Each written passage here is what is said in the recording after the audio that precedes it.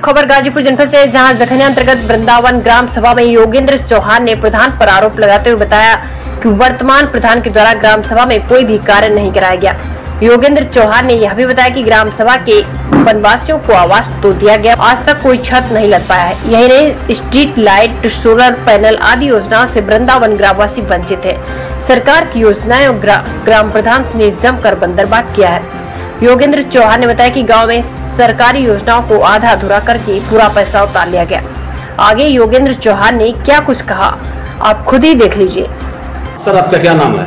जी sir, मेरा नाम योगेंद्र सिंह चौहान है। मैंने NIT से ग्रेजुएट हुआ हूँ 2014 बैच का, और उसके बाद मैंने भारत के अन्य संस्थाओं में जैसे JNU हुआ, वहाँ से भी मैंने डिप्लोमा किया एक कोर्स, और उसके बाद मैंने अजीम प्रेमजी यूनिवर्सिटी से एजुकेशन में मैंने 2 साल का कोर्स किया। उसके बाद हमने भारत के अन्य देशों, अन्य राज्यों में जैसे तमिलनाडु, आंध्र प्रदेश, जम्मू एंड कश्मीर और दिल्ली में हमने काम किया। उसी के सिलसिले से मैंने अभी मऊ डिस्ट्रिक्ट में उत्तर प्रदेश के NGO के माध्यम से स्कूलों में 21st सेंचुरी के लिए किस तरह का एजुकेशन होना चाहिए उस पर काम कर रहा हूँ।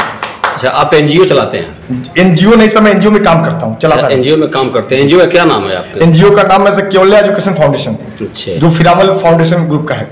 तो काफी गाँव में आप विकास करते हैं अपने NGO के तहत? NGO के तहत हमने मऊ में लगभग 7 स्कूलों में काम करते हैं जी। अच्छा, आप इस समय अपने गांव में आए हुए हैं जी। आप अपने गांव के बारे में क्या सोच रहे हैं? सर, जैसे कि हम लोग युवा हैं, तो युवा अक्सर आप देखेंगे कि इलेक्ट्रॉनिक्स मीडिया हो चाहे प्रिंट मीडिया हो, इसके माध्यम से आज युवा की घर घर तक मोबाइल के माध्यम से वो देश के अलग अलग गाँव को भ्रमण कर ले रहे हैं, क्योंकि मोबाइल में सब कुछ आज अवेलेबल है। तो उसके माध्यम से हमारा भी मन हुआ कि जब भारत के अन्य राज्यों में काम करते हुए मैं देखा कि वहाँ के गाँव का कितना विकास हुआ है, तो जब हम अपने गाँव आते थे तो हमें लगता था कि हमारा गाँव बहुत पिछड़ा हुआ है, क्योंकि सरकार तो सारी सरकारें जो है कि केंद्र की हो या राज्य की हो, वो हर जगह उतनी योजनाएं दे रही हैं। अच्छा, आपके गांव का क्या नाम है? हमारे गांव का वृंदावन है, जो वृंदावन ग्राम सभा है, जो जखनिया तहसील के अंतर्गत आता है। अच्छा, आपके जैसे गांव में प्रधान पद के लिए नियुक्त किए गए जो व्यक्ति हैं, क्या वो कुछ गाँव में विकास नहीं किए? जी, अगर देखा जाए जो मेरे संज्ञान में है, पिछले 20 सालों से हमने गांव में ऐसा कुछ नया नहीं देखा है जो हम कह सके कि हमारे गांव में कार्य हुए हैं। क्योंकि देखिए, सरकारें तो योजनाएं सबको देती हैं, हर ग्राम सभा के लिए आती हैं, लेकिन हमारे यहाँ जो योजनाएं आती हैं उसमें भी लोग बंदरबाट की तरह खाए जा रहे हैं। जैसे कि प्रधान जी हैं, या प्रधान जी के साथ साथ जो हमारे अधिकारी हैं, वो भी कमीशन के चक्कर में गाँव में ऐसा कोई नया नहीं हुआ है जिसको हम कह सकें कि पिछले 10 सालों से कुछ नया हुआ है ग्राम सभा। जैसे सुनने में आता है कि वृंदावन ग्राम सभा में कोई रमेश यादव नाम से प्रधान नियुक्त हैं, लोग कहते हैं बहुत अच्छा काम किए हैं और आप कर रहे हैं इस तरह से। तो चूंकि सर हमारे प्रधान साहब, उनका नाम है रमेश यादव जी। चूंकि ये चीज तो यदि मैं अकेले कह रहा हूँ, लेकिन आप स्वयं पत्रकार जी हैं, आप ग्राम सभा का भ्रमण करके देख सकते हैं कि ग्राम में कितना विकास हुआ है। चूंकि यहाँ आपके सामने मैं अकेले हूँ, लेकिन आपके सामने हमारा वृंदावन खुला हुआ है। वृंदावन में, चूंकि आज हम वृंदावन में ही बैठे हैं, तो आप हमारे ग्राम सभा में जाकर के देख सकते हैं कि क्या विकास हुआ है।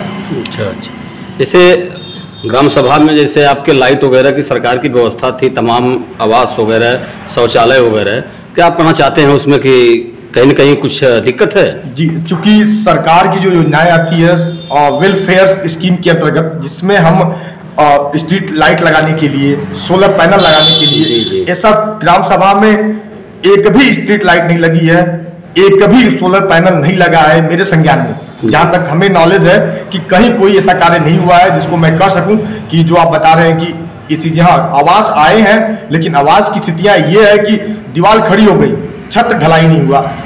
तमाम कई हमें लगता है कि आप चले जाइए, बनवासी समाज के लोग हैं हमारे वृंदावन में नदी के किनारे, वहां पे आप देखेंगे कि चूंकि स्ट्रीट मतलब उनकी दीवारें खड़ी है, वाल खड़ी है, लेकिन वाल के ऊपर छत नहीं है। तो ये 3-4 महीने से मैं देख रहा हूँ ऐसे ही है। तो मैं क्या कर सकता हूँ कि चूंकि देखिए, कहीं पे भी हमारे वृंदावन में जो भी आवास बन रहे हैं, वो आवासों की स्थिति पूरी मानक के पर नहीं है। अच्छा, मानक पे नहीं? मानक पे नहीं। प्रधानी भी बीत गई उनकी? प्रधानी भी बीत। तो फिर छत कैसे खड़ा होगा वो? अब तो राम भरोसे, कहते हैं ना कि राम भरोसे हिंदू होटल, तो अब ऊपर वाले के भरोसे अब नए प्रधान है जो भी नियुक्त होंगे, तो अब उनके नॉलेज में रहेगा वो कैसे करते हैं। अब आप लोग इस अपने माध्यम से जाइए जनता के बीच में और पूछिए कि आपका छत अब कौन ढालेगा। आप कहना यह चाहते हैं कि माननीय रमेश यादव जो प्रधान हैं गांव के नियुक्त हुए हैं, उनके द्वारा कोई अच्छा काम नहीं हुआ? जी सर, मैं यदि अच्छा काम हुआ होता तो जनता जो है कि उनके बारे में कहती, लेकिन हमारे संज्ञान में जो हम लोग देख रहे हैं वृंदावन में, कहा दे तो ये जैसे मान लीजिए सरकार की योजनाएं आती हैं, वो योजनाएं धरातल पे नहीं आ रही हैं, क्योंकि ब्लॉक से हम लोगों ने निकाला एक लिस्ट जो कि 150-200 स्कीमें जो है कि वो किताबों पे छप गई, कॉपियों पे है, लेकिन ग्राम सभा में